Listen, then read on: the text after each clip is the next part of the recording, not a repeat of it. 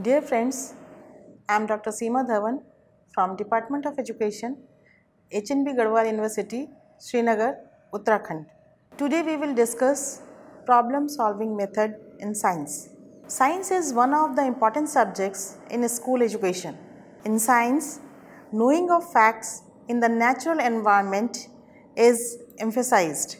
However, the subject is also expected to develop various skills among the students, such as to observe, measure, explore, classify process information, creative thinking, problem solving, interpreting and formulating conclusions. The traditional teaching methods are facing their inability to foster especially critical thinking, cognitive skills and a holistic learning environment among the students. There are many problems throughout the world, some that are very simplistic while others are very complicated with many details. In order to be an effective problem solver, a person has to have the ability to use prior problem solving skills on problems in the existing future. Visualizing this, it can be said that problem solving is and should be a very real part of any school curriculum. It accepts that students can take on some of the responsibility for their own learning and can take personal action to solve problem, resolve the conflicts, discuss the alternatives and focus on critical thinking. It provides students with the opportunity to use their newly acquired knowledge in meaningful, real life activities and assist them in working at higher level of thinking. Developing problem solving skills is not a lesson objective, but it is a long term goal. What is problem solving method? A problem solving method, as the name suggests, it is a method where students learn by working on a problem. This enables a student to learn new knowledge by facing the problems to be solved.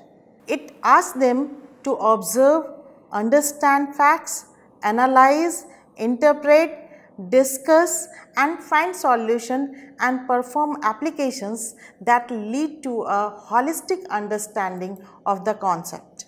The method aimed to help the students arrive at a solution or alternative solutions for a given problem. It is centered around a problem or it can be an issue.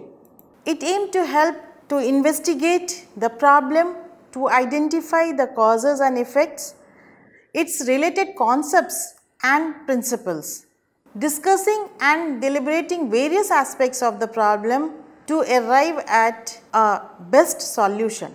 It uses a number of other teaching methods such as fieldwork, project work, survey method, experimentation and observation. So, problem solving is a process. It is an ongoing activity in which the students take what they know to discover what they don't know. It involves overcoming difficulties by generating hypotheses, testing those predictions and arriving at a satisfactory solution. It also aims at presenting the knowledge to be learned in the form of a problem. The development of effective problem solving skills depends on two factors. First, the teaching learning environment in which the problem solving skills are developed. It means that particular context is important, and the second one is the type of problem students are expected to solve. What types of problem the student are going to solve. The objectives of problem solving method are that willingness to try and solve the problems.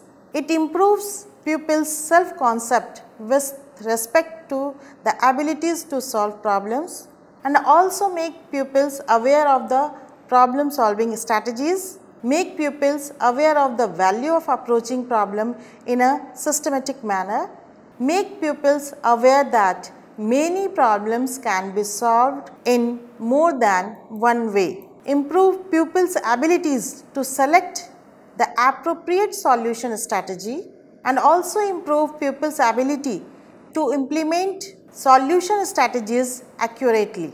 The appreciation of the existence of a problems and a desire to solve it, also the accumulation of the facts and data which are pertinent to the problem, logical interpretation of the data supported by aquatic valid experiences.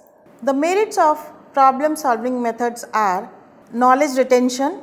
It is practical and requires students to use their reasoning and problem solving skills to resolve the problem they are presented with. As a result, the learning process is more effective. The next merit is it develops competencies. This method is based on the principle of learning by doing, which is a collaborative method that fosters teamwork and mutual respect, and the students also develop their abilities to think strategically. Another merit is that it is context specific because it deals with a specific problem which is context based. Of course, it is scientific in nature, develops good study habits, reasoning power, and helps in applying knowledge and experiences. It also develops curiosity. It develops self-dependence. Learning becomes more interesting and purposeful. Students learn values such as patience, cooperation, and self-confidence. They may face similar problematic situations in their real life too. Shared responsibility makes individuals more willing to take risks. It also reduces biasness. The shared responsibility of a group in arriving at decisions encourages individuals to explore seemingly unrealistic ideas and to challenge accepted ways of doing things. It provides better solution. Group of individuals can bring a broad range of ideas, knowledge and skills to solve the problem. This creates a stimulating interaction of diverse ideas which results in a wider range and better quality of solutions. They also become capable to generalize the solution. What are the steps of problem solving method? Broadly, there are three stages of problem solving method. One is the pre-active phase, that is the planning phase. Second one is the active phase or execution phase. And third one is the post-active phase, evaluation phase. The pre-active phase or the planning phase, in this phase problem is defined. It is the students try to identify the system under study by interpreting the information provided in the problem statement. The second component of this stage is known and concepts. The student lists what is known to them and also they identify the unknown part. They also select, interpret and use units and symbols. The next step is the execution phase or the active phase, where a number of problems are confronted by the students in the class or outside. They are encouraged to select a problem as per their capacity and interest. And at this stage, each student is made to feel responsible for presenting any problem. Now, in the post-active or the evaluation phase, there are two steps: reaching the inferences and conclusion. The tentative solution which are offered by the students are properly noted down, and a good number of discussion or brainstorming results in reaching a satisfactory conclusion. The last step is writing the report. A complete report is being written by the students, what happened, how they identified the problem, how they found the alternative solutions, how discussions were made, and how they come to the conclusion of a most suitable solution. Now, considering the teacher support, the role of teachers, they should ask questions and make suggestions to the students. Also provide group work, divide the students and help students understand the problem, the various aspects of the problem, articulate problem solving process, and also link errors to misconceptions, model the problem solving process, the whole process, how the problem can be solved, should provide enough time and teach within a specific context, and ultimately should work as a facilitator to the students. Few examples on this approach are use to alternative sources of energy for domestic use and pollution of air caused by industries. These kind of problems can be given to the students to work on. Now, there is an example of problem solving method. In the initial stage, while defining the problem, the teacher can present this picture and ask the students the related question. What they can visualize, what they are doing, what is the relationship, and the system can be identified by showing this picture, the flow of energy in the environment, or summarizing that every component in the environment, either biotic or abiotic, all are connected, the relationship between the components in the environment. In the next step, teacher may ask, name the plant not liked by cattle. All these situations are for identifying the problem. For defining the problem, students may get confused or they can answer weeds. Again, teacher can ask, name any weed. This question compels the students to think. They may say gajar ghas. The teacher may add that the biological name of gajar ghas is Parthenium. She can extend further and ask, where you find it? This is the real situation. They may say on the roadside, around my house, or near my school also. So, through this, teacher can generate the curiosity among the students and give the opportunity to think over the problem. Now, the known concepts, the teacher can discuss the known concepts, the flowers, the seeds of Parthenium, the ecological balance, the ecosystem, how the things are related, what happens in the environment, and also she can discuss the harmful effect of Parthenium such as swelling, dermatitis of various types, puffy eyes, the respiratory problems, asthma, and all other harmful effects of Parthenium. The students at this stage, they can visualize the problem. Then coming to the next step, to the unknowns, teacher may ask few questions. How much harmful is the weed? How allergies makes us uncomfortable? How our body respond to this weed?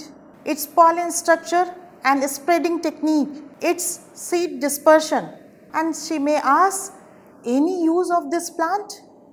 Now, the students, they will try to answer this situation and they will select and present the problem as how to control Parthenium weed. So, the problem is identified by the help of the teacher, by the students, and it is related to their real life. The next step is the collection of facts, where the students, they will try to find out the facts related to the problem in the areas where this weed has spread all over the India, the life cycle of this plant, how much harm it can provide to the animals, how it affects the human being, the leaf of this plant, the seed, the flowering technique, the root, the system, how it affects the environment. All these facts are collected by the students while exploring this problem, and then they can generate alternative solutions. One of the solution that can be given by the student may be removal by cutting and crushing the plant. The weed can be managed by cutting the plant. The next alternative may be applying the weedicide on the plants, this weed. The another alternative solution may be generation of awareness to remove this weed from the environment. That really can be conducted to generate the awareness. Some may say that the plant can be removed and burnt in the environment. Some may suggest that uprooting of this plant with root so that it may not further spread in the environment. Few students may provide the alternative solution that it can be used in composting. So, on all these alternatives, the teacher may discuss in the classroom in each and every alternative, the positive and the negative effect of every alternative, and discuss the matter in the class with many logics. And after discussion, the most suitable alternative can be concluded, and it may be that composting, using this plant to make compost, how it can be used in this process. So, they were again followed to explain the process of composting of Parthenium weed. They will further inquire about the process of composting. They may suggest the Berkeley method, which is developed in California, which is the quickest and best method and normally carried out in composting bins. The height of that bins, what should be the height, and when turning can be done. So, and next turning when, and also the process, the whole process that can be completed in 3 months. So, the students inquire further to know about the process of this composting, the best suitable solution of the problem. They further know about its nutritional value of that composting. So, on this way they can reach the interface and conclusion. Further inquiry can be made why composting is the solution, how it is beneficial, what will happen in the ecological interactions. So, these questions can further emphasize the students to think over, and in the last step the students are motivated and they are helped to write a report of everything, how they identified the problem of managing the weed Parthenium, what were the alternative solutions, how they choose one best suitable solution, and what will be the method of doing this process. In this way, any problem can be identified with the help of the students in the classroom and solved in a collaborative manner, and problem solving skills among the students can be developed. Dear friends, today we discussed on the problem solving method, and to conclude, science is an important subject in school education. Teaching of science develops the skills such as observation, experimentation, exploration, measurement, interpretation, critical thinking, problem solving, etc. among the students. Problem solving method is the method in which students learn working on a problem. In this process, There are 3 stages where the students learn how to identify the problem, explore the problem, suggest alternative solutions, and on the basis of brainstorming and healthy discussion, choosing the best alternative solution to the problem. The 3 stages of this method are pre-active stage, active stage, and post-active stage. It is a student-centered method where students finds the solution of any problem in a collaborative manner. It is a very effective method because it connects students to the real life where they can use this skill to solve various problems. I hope as a science teacher you must use this method in your classroom for your students and enjoy teaching. Thank you.